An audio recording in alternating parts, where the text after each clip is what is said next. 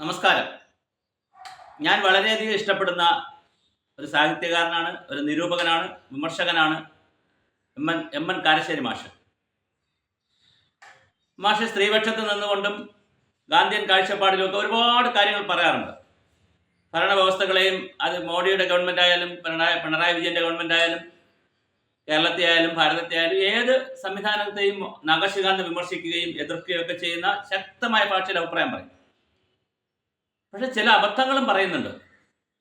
ഈയിടയ്ക്കൊരു അബദ്ധം പറഞ്ഞു. ഒന്നുകിൽ അറിവില്ലായ്മ, അല്ലെങ്കിൽ സമീകരിക്കും. അങ്ങനെ ഒരു ഗുണമുണ്ടല്ലോ. അപ്പോൾ മുസ്ലിം മതത്തെയും ക്രിസ്ത്യൻ മതത്തെയും ഒക്കെ പറയുമ്പോൾ അന്ന് ഹിന്ദു മതത്തെയും കൂടെ സമീകരിച്ചില്ലെങ്കിൽ ചിലപ്പോൾ ശരിയാവില്ല. ഇപ്പോൾ സമദർശനത്തിൽ പറഞ്ഞില്ലെങ്കിൽ ഇനി അവർ പിണങ്ങിയാലോ, അല്ലെങ്കിൽ മറ്റുള്ളവർ പിണങ്ങിയാലോ എന്ന് വിചാരിക്കും.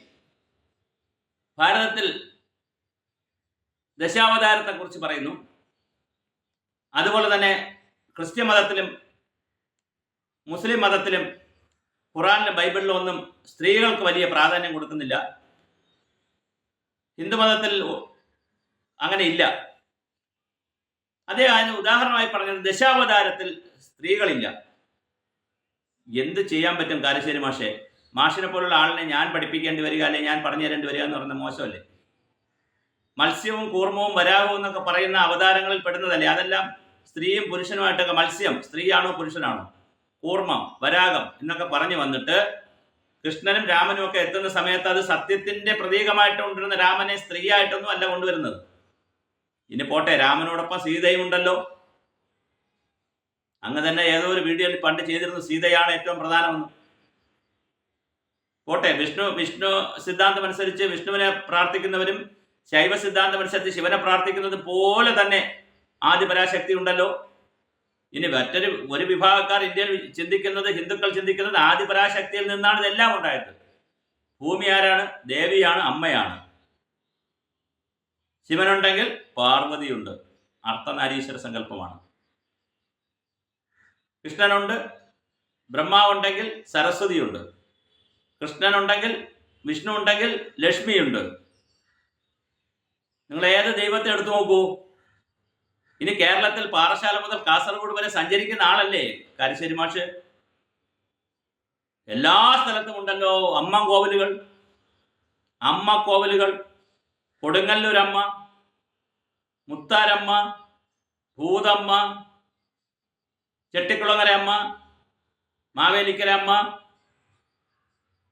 എത്ര അമ്മമാരെ കേൾക്കണം ക്ഷേത്രങ്ങളിൽ. കാമാഖ്യ ക്ഷേത്രം, യോനി പൂജ നടത്തുന്ന കാമാഖ്യ ക്ഷേത്രം കേട്ടിട്ടുണ്ടോ? യോനി സ്ത്രീകൾക്കാണോ പുരുഷന്മാർക്കാണോ? യോനി പൂജ നടത്തുന്ന കാമാഖ്യ ക്ഷേത്രം ആസാമിലെ കേട്ടിട്ടുണ്ടോ? അതിനൊക്കെ വേറെ സങ്കല്പമുണ്ട് കേട്ടോ. യോനിയല്ല പൂജിക്കുന്നതിന്, പൂജയുടെ സങ്കല്പം വേറെയാണ്. ഇനി ഞാൻ അങ്ങനെ പറഞ്ഞു എന്ന് പറഞ്ഞു അതിനൊക്കെ കോട്ട് ചെയ്തു. കാമാഖ്യ ക്ഷേത്രത്തിന്റെയൊക്കെ പൂജ സങ്കല്പം വേറെയാണ് കേട്ടോ.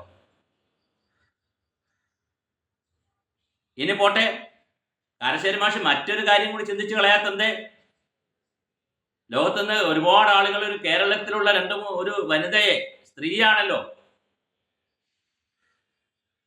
അത് മുക്കുവ സമുദായം, അവരുടെ അമ്മയുടെ പൂർവ്വ ആശ്രമത്തെ കുറിച്ചൊന്നും പറയുന്നത് ശരിയല്ല. കാരണം അതെല്ലാം വിട്ടു കഴിഞ്ഞ് വന്ന ഒരാളിനെ കുറിച്ച് അങ്ങനെ പറയുന്നത് ശരിയല്ല. എന്നാലും പറയട്ടെ, സുധാമണി എന്നൊക്കെ പറഞ്ഞ ആളുകൾ കളിയാക്കുന്ന, ഒരു മുക്കുവ സ്ത്രീ എന്നൊക്കെ പറഞ്ഞ് കളിയാക്കുന്ന മാതാ അമൃതാനന്ദമയി അമ്മയുണ്ടല്ലോ, വനിതയാണ് മാഷേ. ബ്രാഹ്മണനും നായരും നമ്പൂതിരിയും പട്ടികവർഗക്കാരനും പട്ടികജാതിക്കാരനും മുസ്ലിമും ക്രിസ്ത്യാനിയും ലോകത്തിലെ ആസ്തികനും മുക്തിവാദികളും ഭക്തിവാദികളും മദാമ്മമാരും സായിപ്പന്മാരും എല്ലാം പാദപൂജ ചെയ്യുന്ന, തൊഴുന്ന, ദൈവം പോലെ കരുതുന്നത് മാതാ അമൃതാനന്ദമയി എന്ന സ്ത്രീയെയാണ്. ഇനി ഇദ്ദേഹം കാരശ്ശേരി മാഷ് എപ്പോഴെങ്കിലും രാജസ്ഥാനിൽ പോയിട്ടുണ്ടോ? ഒന്ന് പോകണം. ബ്രഹ്മകുമാരീസ് എന്ന് പറഞ്ഞൊരു സംവിധാനമുണ്ട്. അതിന്റെ ഹെഡ് എപ്പോഴും സ്ത്രീയാണ്. ധാരാളം സ്ത്രീകളാണ് അവിടെ രാജസ്ഥാനിൽ ഇത് കൈകാര്യം ചെയ്യുന്നത്, ബ്രഹ്മകുമാരീസ്. ഇനി പോത്തങ്കോട് എന്ന് പറയുന്ന കരുണാകര ഗുരുവിന്റെ, ബ്രഹ്മശ്രീ കരുണാകര ഗുരുവിന്റെ ആശ്രമം പോത്തങ്കോടുണ്ട്. അവിടെ ജനനി സ്ത്രീയാണ്. ഇപ്പോൾ കരുണാകര ഗുരുവിന്റെ വിശ്വാസ പ്രമാണങ്ങളിൽ വിശ്വസിക്കുന്ന ശിഷ്യ പരമ്പരയുടെ ആത്മീയ ഗുരു ജനനിയാണ്, സ്ത്രീയാണ്.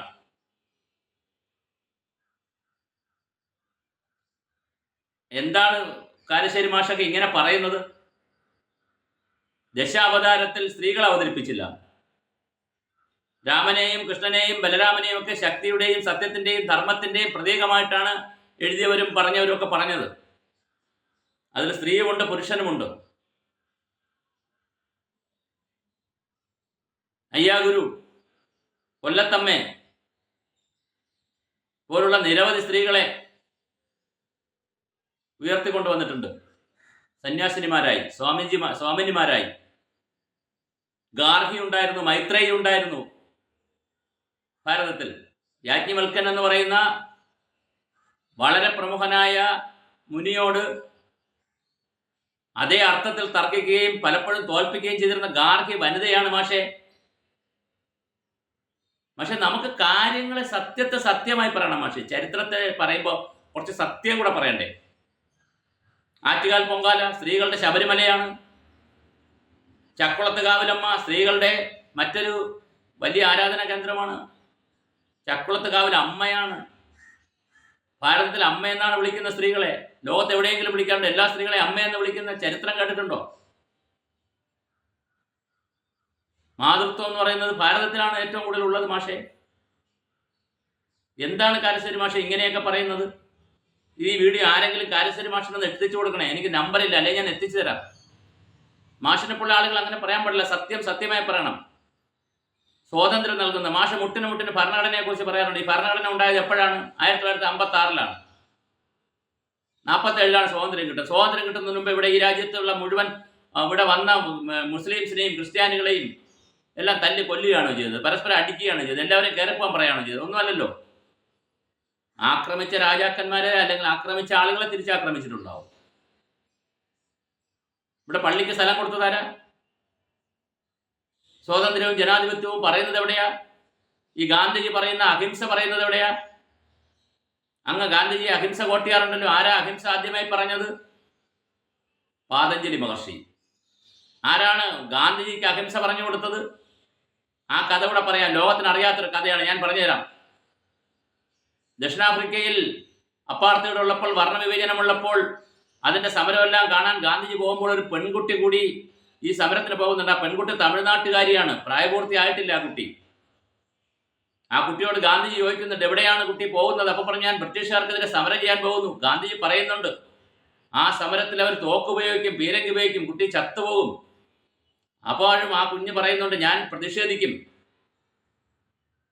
അതെങ്ങനെയാ പ്രതിഷേധിക്കുന്ന? ഇയാൾ പാറ്റൻ ടാങ്കിന്റെയും തോക്കിന്റെയും മുമ്പിൽ പോയി പ്രതിഷേധിക്കാൻ പറ്റില്ല. വീട്ടിൽ തിരിച്ചു പോകാൻ പറയുമ്പോൾ കുഞ്ഞ് പറയും, ഞാൻ വീട്ടിൽ പോയിരുന്ന് പ്രതിഷേധിക്കും.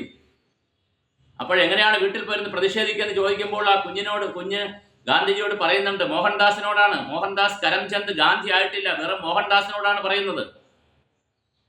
അല്ലയോ പ്രഭു, അല്ലയോ ഗുരു, എൻ്റെ പാട്ടി, എൻ്റെ ആച്ചി എന്ന് പറഞ്ഞാൽ തമിഴ്നാട്ടിൽ അമ്മൂമ്മമാരെ പാട്ടി എന്നും ആച്ചി എന്നും ഒക്കെയാണ് വിളിക്കുന്നത്. എൻ്റെ പാട്ടി, എൻ്റെ ആച്ചി എനിക്ക് പഠിപ്പിച്ച് തന്നിട്ടുണ്ട്. എനിക്ക് കുറെ കാര്യങ്ങൾ പഠിപ്പിച്ചു തന്നിട്ടുണ്ട്. സത്യാഗ്രഹം ഇരുന്നാൽ മതി, വ്രതം ഇരുന്നാൽ മതി, പട്ടിണി ഇരുന്നാൽ മതി, നമ്മൾ ആഗ്രഹിക്കുന്ന കാര്യം ദൈവം സാധിച്ചു തരും. അതുകൊണ്ട് ഞാൻ വീട്ടിൽ പോയി ബ്രിട്ടീഷുകാരുടെയും ഈ കൊളോണിയൽ വ്യവസ്ഥയ്ക്കെതിരെയും ദക്ഷിണാഫ്രിക്കക്കാരുടെ അപ്പാർത്തനെതിരെയും വർണ്ണ വിവേചനത്തിനെതിരെയും ഞാൻ പട്ടിണിയിരിക്കും. ഇത് പറഞ്ഞതാ കൊച്ചുകുട്ടിയാണ്. ഗാന്ധിജിയുടെ കണ്ണു തള്ളിപ്പോയി. ഗാന്ധിജി ചരിത്രത്തിലുണ്ടത്. ഗാന്ധിജി അന്തം വിട്ടുപോയി. ഗാന്ധിജി എന്താണ് ഈ കുഞ്ഞ് പറയുന്നത്?